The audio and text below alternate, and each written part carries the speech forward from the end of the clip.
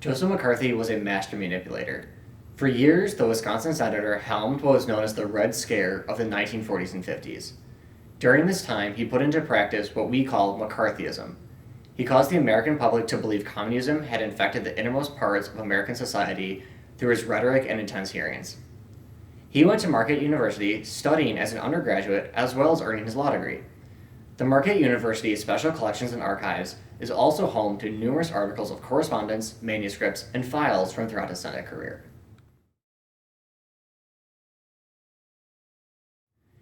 Despite his infamous place in U.S. history, McCarthy himself has been a largely forgotten part of Milwaukee because of his role in spreading the fear of communism across the country. His avid rhetoric and his chairman position of the Government Operations Committee helped inspire the more well-known House Un-American Activities Committee, as well as other various crusades which questioned everyone, especially members of various government agencies, on whether they were involved with the Communist Party. He even spoke out against the State Department, saying, "In my opinion, the State Department, which is one of the most important government departments, is thoroughly infested with communists."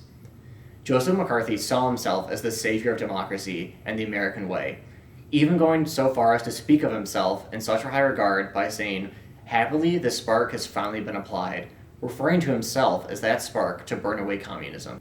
Not only were government employees questioned, but McCarthy reached into the private sector, most famously going after actors and directors from Hollywood, creating a now well-known blacklist of supposed and confirmed communists and supporters, with one well-known informant being the Screen Actors Guild president Ronald Reagan, who assisted McCarthy and the FBI in weeding out what McCarthy would consider traitors to American democracy from Hollywood. One of the most troubling factors of McCarthy's crusade was that people were persecuted for not naming names. Innocent people did not want to see their friends prosecuted, thrown in jail, and basically lose their lives because they had a different political ideology. One State Department official whom McCarthy went after relentlessly claimed communism is the best hope for China, making no mention of the US or his own political leanings toward communism, but the simple belief that democracy was not the best option for every nation was considered an abomination to Senator McCarthy, and one that he could exploit for power. McCarthy is part of a long line of politicians and various other elites in trying to turn the majority of American people against a certain minority group. In my opinion, Joseph McCarthy shows and means how the U.S. political system can be weaponized by those in power to censure and belittle those who are perceived as threats to our democracy. McCarthy even once said, "A moral uprising will end when the whole sorry mess of twisted, warped thinkers are swept from the national scene." He had no problem in building up support for his mission to purge the U.S. of any perceived communist threat from the inside. As he said, "The great difference between our Western Christian world and the atheistic communist world is not political, ladies and gentlemen, it is moral."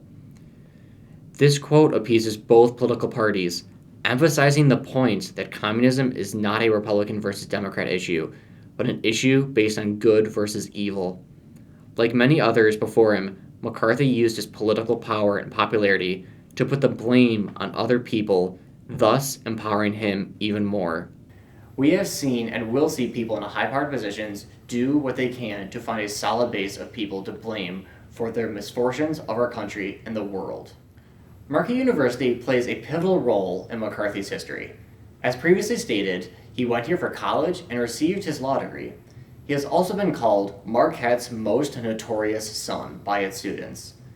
McCarthy was a proud alum of Marquette, which is why we have numerous records from everything encompassing personal documents, to his days in the military, to various speeches he gave while in the Senate or on the campaign trail.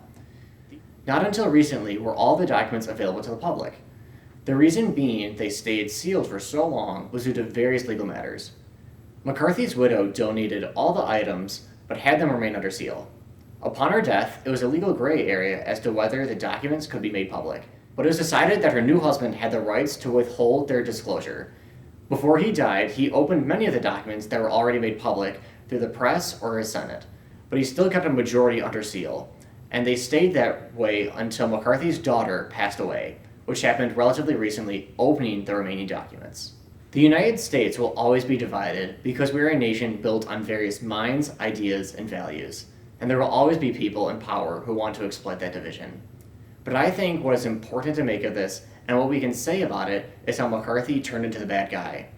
How he was censured by the Senate in 1954 and was largely remembered by bringing down various Americans who may or may not have had a different political ideology and political belief.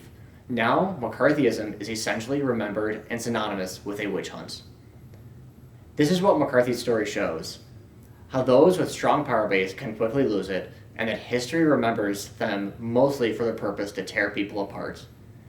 McCarthy is all but forgotten around Milwaukee and the Marquette area because he wanted to exploit that division of our country. Milwaukee and Marquette University have a long way to go to bring their diversity to equality, and hopefully remembering the lesson that Joseph McCarthy and his rhetoric gave us can help us make that journey a reality.